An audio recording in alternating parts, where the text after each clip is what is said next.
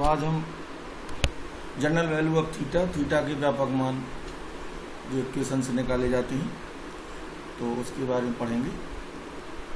Theta के व्यापक मान। व्यापक मान का मतलब है कि जो कई थीटा होते हैं किसी इक्वेशन के, सारे थीटा को एक इक्वेशन के रूप में लिखना। जैसे मैं एक छोटा सा एग्जांपल लूँ कि sine theta equal to half, ठीक है, एग्जांपल ले रहे हैं कि यदि sine theta equal to half तब थीटा का मान बताओ। तो आप इजीली इसको थीटा यहाँ से फाइंड कर लेते हैं। 1/2 साइन 30 की वैल्यू होती है, तो यहाँ से थीटा आपका 30 आ जाता है। इसी को पाई में π/6 लिख सकते हैं। लेकिन अगर देखा जाए तो हम इसी 1/2 को साइन 150 भी लिख सकते हैं, उसकी वैल्यू भी 1/2 ही होगी। देखिए साइन 150 डिग्री को आप सॉल्व करेंगे तो साइन 180 - 30, तो ये साइन 180 माइनस थीटा क्या होता है, साइन थीटा, तो ये भी हाफ आएगा। तो ऐसे कई सारे एंगल होंगे जिस पर इसका मान हाफ आएगा। तो उन सारी वैल्यूज को अगर हम एक समीकरण के रूप में लिख दें तो वो कहलाता है थीटा की व्यापक मान। तो इस चैप्टर में आपको यही पढ़ना है। तो इसमें आपको सबसे पहले सूत्र देखना है, क्योंकि साइन वाला है, कॉस, टेन, तीनों तरह की समीकरण आ सकती है और कुछ कैलकुलेशंस भी होंगी। तो सबसे पहले तो मैं आपको सूत्र ही लिख दूं जो जनरल वैल्यू के सूत्र हैं। इनमें n आपको हर जगह अपीयर होगा सभी सूत्रों में, तो n यहाँ पे इंटीजर होगा हर जगह। इंटीजर में पॉजिटिव और नेगेटिव इंटीजर दोनों आएंगे। तो सबसे पहले पहला सूत्र है इसका, sine theta equal to sine alpha. इस फॉर्म की कोई इक्वेशन है तो इससे जो थीटा की जनरल वैल्यू होती है वो आती है थीटा बराबर n पाई -1 की पावर n इंटू एल्फा। तो ये जनरल वैल्यू का है साइन के लिए। और एल्फा जो यहाँ पर रखा जाएगा दैट शुड बी -π/2 टू π/2। और अगर ये नहीं भी है तो एक्चुअली अगर हम प्रिंसिपल वैल्यू की बात करेंगे तो यही लेना चाहिए।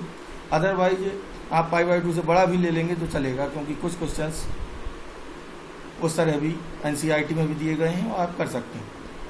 मैं उदाहरण जब लूँगा तो देख लूँगा। बाकी अगर एकदम प्रिंसिपल वैल्यू की बात हो तो अल्फा हमें यही रखना चाहिए।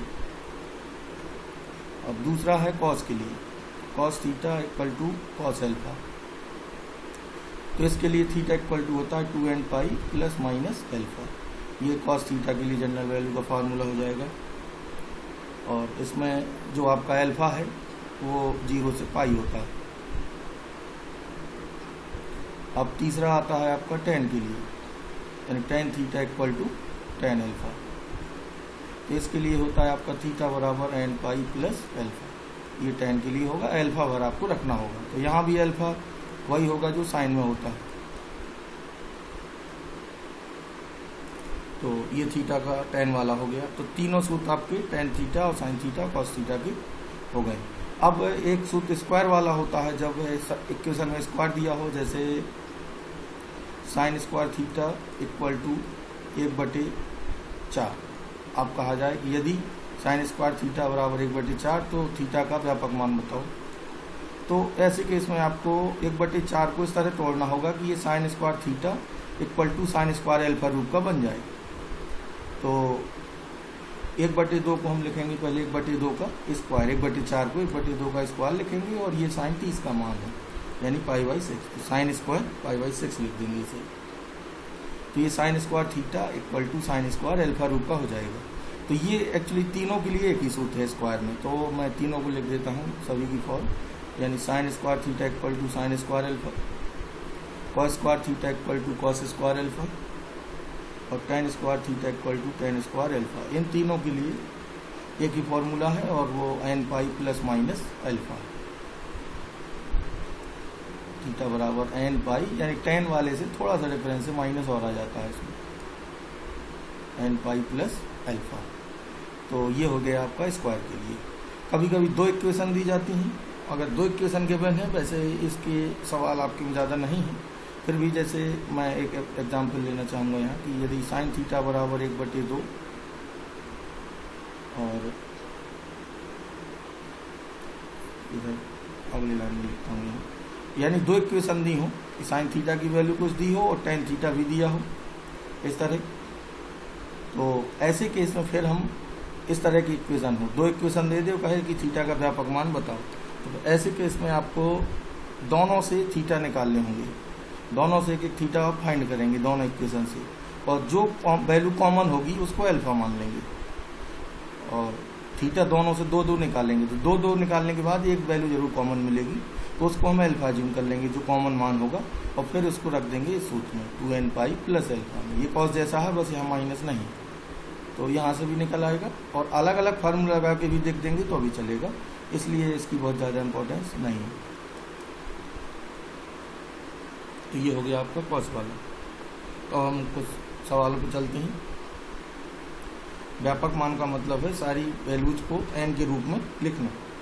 तो एक्सरसाइज NCERT की 3.4 है इसमें। तो पहला क्वेश्चन है, कह रहा निम्नलिखित के मुख्य मान और व्यापक हल बताइए। आपको जनरल वैल्यू फाइंड करनी है प्रत्येक में। पहला है tan x = √3, तो ये tan थीटा = tan अल्फा बन सकता है। तो हम √3 की वैल्यू tan 60 जानते हैं, तो π/3, और ये बनेगा आपका थीटा और ये बनेगा आपका अल्फा। तो tan के लिए सूत्र होता है n pi plus alpha. Theta की जगह क्या आएगा x, और n पाई, और अल्फा की जगह आएगा π/3। यही आंसर हो जाएगा। यहाँ x के रूप में रहेगा आंसर, क्योंकि x वेरिएबल। तो ये आपका इस तरह वैल्यू जनरल आ जाएगी। तो फाइनल आंसर हो जाएगा n पाई प्लस π/3। दूसरा क्वेश्चन है sec x = 2। तो sec का हमें कोई सूत्र पता नहीं, तो cos में बदल लेते हैं इसे, तो रेसिप्रोकल कर देंगे। अब ये हाफ कितने का मान है cos में? 60 का, π/3। तो अब ये हो गया cos x = cos π/3। इसके लिए जनरल वैल्यू का सूत्र है आपका 2n pi plus minus alpha. अब यहाँ वैल्यू रख देंगे, थीटा की जगह x और 2n पाई प्लस माइनस π/3। तो ये हो जाएगा आपका आंसर। थर्ड वन है cot x बराबर -√3। cot x बराबर -√3। अब हम tan में से बदलेंगे, तो tan x हो गया -1/√3। अगर ये प्लस होता तो 30 का था, तो इसका मतलब ये 150 का है। यानी इसको वापस सॉल्व करके आप चेक भी कर सकते हैं। tan 180 - 30 - tan 30 यानी -1/√3 होगा ये। तो ये मान आपका हो जाएगा 150 अंश का, यानी tan 150 को सॉल्व करेंगे तो -1/√3 आएगा। अब 150 को पाई में बदल लीजिए। एक्चुअली पाई में आंसर आपको लिखना है, पाई के टर्म्स में। अल्फा की वैल्यू पाई में ही रखना है। 100 अंश और π/180, तो 5π/6। इसी को हम लिखेंगे tan 5π/6। तो ये थीटा और ये अल्फा बनेगा। तो थीटा बराबर होता है n पाई प्लस अल्फा, तो n पाई प्लस 5π/6। ये x की वैल्यू आ जाएगी। यही जनरल वैल्यू होगी। अब आखिरी है चौथा है cos x = -2। तो साइन में बदल लेंगे इसे,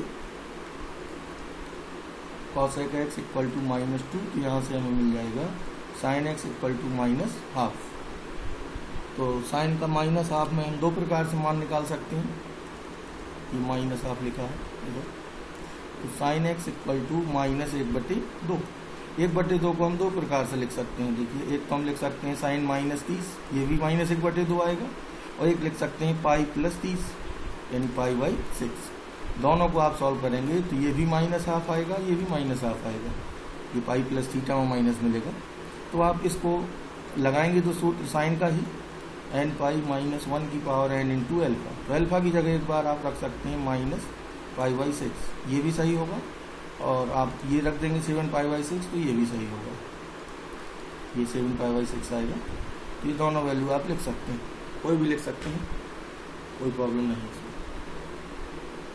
अब अगला क्वेश्चन है आपका 5th से लेके 9th तक। इसमें भी आपको जनरल वैल्यू निकालनी है। पहला cos 4x = cos 2x।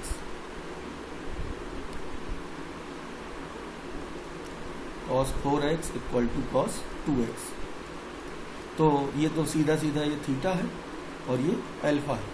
तो cos का सूत्र होता है 2n pi plus minus alpha. तो थीटा की जगह क्या आएगा? 4x। ये सीधा बना ही बनाया है। और 2n पाई अल्फा की जगह आएगा 2x। अब हमें x फाइंड करना है और x हमारा राइट साइड में भी है। तो अब हमें इसे ट्रांसफ़र करना होगा। इसको ट्रांसफ़र करेंगे तो एक बार प्लस साइन लेंगे और एक बार माइनस। जब प्लस लेंगे 4x = 2n pi plus 2x। अब हम 2x को यहाँ लाएंगे तो 2x बचेगा इक्वल टू 2n पाई। तो 2 का भाग हो जाएगा, तो x = n पाई। एक वैल्यू ये होगी। अब माइनस लेते हैं, 4x equal to 2n pi minus 2x। तो यहाँ आएगा तो 4x, ये 2x और 4x ऐड हो जाएंगे, तो मिलेगा 6x इक्वल टू 2n पाई। तो x इक्वल टू हो जाएगा 6 से भाग दे दीजिए 2n पाई बाई 6, यानी n पाई बाई 3। ये दो वैल्यू आ जाएंगी।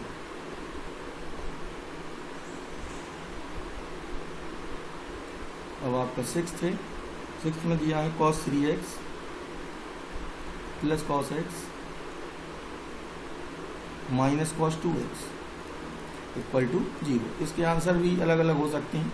यहाँ पे हमें इसमें सूत्र लगा देंगे तो 3 और 1 4, 4 का आधा 2 होता है, तो cos 2x कॉमन निकल सकता है। आपको किसी भी तरह कॉमन निकालना है तो cos c plus cos d लगाते हैं इसमें, ये c रहेगा ये d रहेगा, तो ये होता है 2 cos c plus d by 2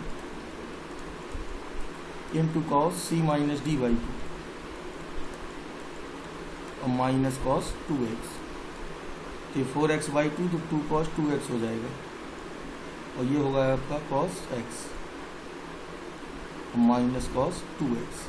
अब cos 2x कॉमन लीजिए तो 2 cos x माइनस 1 बराबर 0। यहाँ से मिलेगा cos 2x बराबर 0 और एक मिलेगा cos x बराबर हाफ, ये और ये मिलेंगे।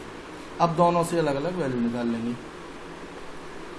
तो cos 2x इक्वल टू 0, 0 को लिख सकते हैं cos पाई बाई 2, और दूसरा वाला है cos x equal to half, तो हाफ को लिख सकते हैं cos पाई बाई 3, cos 60 होता है। तो इसको भी व्यापक मान में रखेंगे तो ये थीटा बनेगा और ये अल्फा। सूत्र होता है 2n pi plus minus alpha. Theta की जगह 2x और अल्फा की जगह पाई बाई 2, 2 से भाग दे सकते हैं तो x equal to n pi plus minus pi by 4। Answer ये हो जाएगा और एक इधर से मिल जाएगा। x इक्वल टू मैं सीधे लिख देता हूँ इसको 2n pi plus pi by plus minus pi by 3। ये दोनों वैल्यू आ जाएंगी इस तरह से।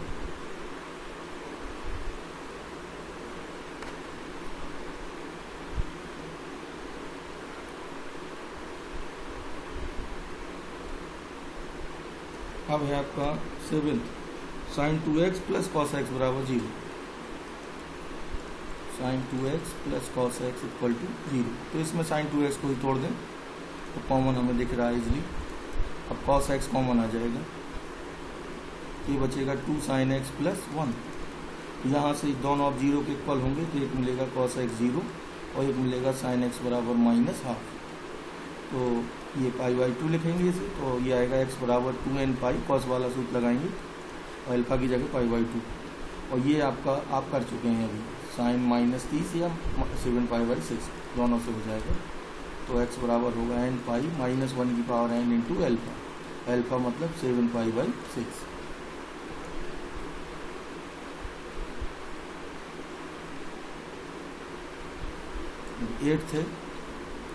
एट्थ में आपको दिया है sec स्क्वायर 2x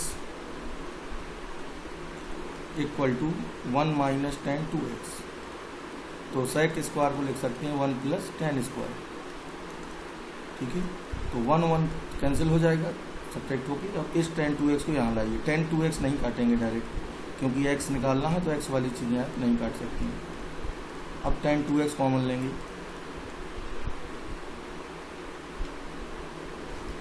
तो ये मिलेगा आपका tan 2x plus 1 equal to 0। तो tan 2x 0 मिलेगा और एक tan 2x मिलेगा माइनस 1। तो tan 0 की वैल्यू 0 होती है। माइनस 1 को आप माइनस पाई बाई 4 भी ले सकते हो और 135 अंश भी ले सकते हो, दोनों वैलिड हैं। यहाँ से मिलेगा x equal to n, theta equal to n pi plus alpha होता है, तो 2x equal to n pi plus 0। Theta की जगह 2x आएगा, ये एन पाई बाई 2 और इधर होगा आपका theta equal to n pi plus minus और पाई बाई 4। तो ये माइनस कर देगा, यहाँ 2 से डिवाइड हो जाएगा। अब इसका आखिरी क्वेश्चन है 9th में, साइन x, साइन 3x और साइन 5x सब प्लस में है और इक्वल टू दिया है 0। और यहाँ से हमें इसके फैक्टर करने, तो हमें इस तरह मर्ज करना होता है कॉमन निकले। तो इन दोनों से 5 और 1 6, 6 का आधा 3, तो पहले आखिरी को मिलाने से हमें फ़ायदा होगी।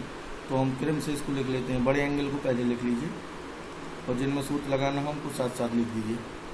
तो sine C plus sine D, 2 sine C plus D by two यानी 5x plus x by two into cos C minus D by two equal to sine 3x as it is रहेगा।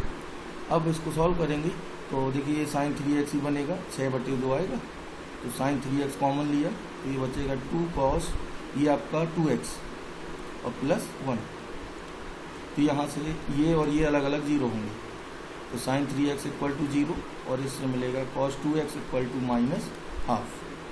तो ये तो साइन 0 है, तो theta equal to, तो theta की जगह 3x और एन पाई माइनस 1 की power n into alpha, alpha 0 है तो 0 कर देगा, तो यहाँ से x मिलेगा आपको n पाई बाई 3 और ये 120 का मान है कॉस 2 पाई बाई 3 का, तो इसको कॉस वाले में रखेंगे, तो मैं सूत्र एक बार लिख देता हूँ। ये थीटा की जगह आएगा 2x और अल्फा की जगह आएगा 2 पाई बाई 3, अब 2 से डिवाइड हो जाएगा, तो फाइनल आंसर हो गया n pi plus minus pi by 3 किया जाएगा।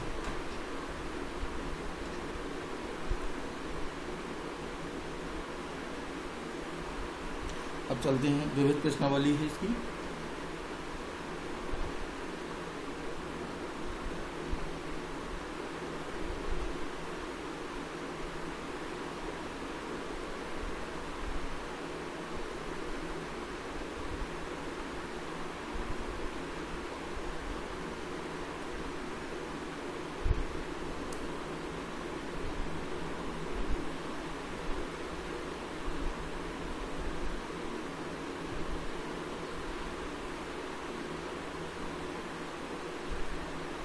तो इसके पहले हम इसके कुछ सूत्र देखना चाहेंगे वह प्रश्नावली के पहले, तो चलिए मैं लिख देता हूँ एक बार फिर से। तो जो टिपिकल फॉर्मूले हैं, sine C plus sine D ये वैसे आप लगा चुके हैं, और sine C minus sine D इन्हें आपको अच्छे से याद रखना है, cos C plus cos D और cos C minus cos D, ये 4 फार्मूले हो गए। तो ये होता है आपका 2 sine C plus D by two into cos C minus D by two, ये होता है 2 cos C plus D by two into sine C minus D by two, ये 2 cos C plus D by two into cos C minus D by two, इसमें sine ही sine आता है, 2 sine C plus D by two into sine D minus C by two, और सी minus D लिखना है तो यहाँ माइनस लगा सकते हैं। 3 वाले फॉर्मूले भी क्लियर रखें, साइन 3x का 3 साइन x माइनस 4 साइन क्यूब एक्स, इसी तरह कॉस 3x का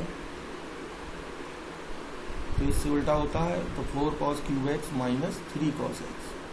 10x का तो 10 3x का होता है आपका 3 10 x माइनस 10 क्यूब एक्स बटे 1 माइनस 3 10 स्क्वायर एक्स, ये भी याद रखेंगे। और कुछ डिफरेंस वाले हैं, जैसे साइन स्क्वायर ए माइनस साइन स्क्वायर बी, ये होता है sign A plus B into sine A minus B. इसी तरह कॉस स्क्वायर ए माइनस साइन स्क्वायर बी, तो ये होता है आपका cos A plus B into cos A minus B. और एक और बन जाता है यहाँ से जिसमें दोनों में कॉस हो, तो इसको हम बदल सकते हैं। देखिए मुख्य ये 2 हैं और इसको हम लिखें अगर 1 माइनस कॉस स्क्वायर ए और इसको 1 माइनस कॉस स्क्वायर बी, तो ये आपका ये आएगा साइन ए प्लस बी, तो वही रहेगा into sine A minus B. अब ये माइनस अंदर इंसर्ट करेंगे तो ये होगा cos square B minus cos square A, तो ये भी लिख सकते हैं कॉस के टर्म्स में। तो ये फॉर्मूले भी ध्यान रखने हैं, और निष्पत्ति वाले जो रेशियो हैं वो हो गया, और साइन कन्वेंशन किस तरह करते हैं इसमें चतुर्थांश वाला, वो भी आपको ध्यान रखना है। इसमें सब पॉजिटिव होते हैं, इसमें साइन और कॉस, ऑल साइन टेन और कॉस, इस तरह याद रखेंगे, इन्हीं कैलकुलेशन पड़ती है। तो अब हम नेक्स्ट टर्म में विविध प्रश्नावली और जो बाकी हुए सवाल होंगे इसको डिस्कस कर लेंगे। Thank you.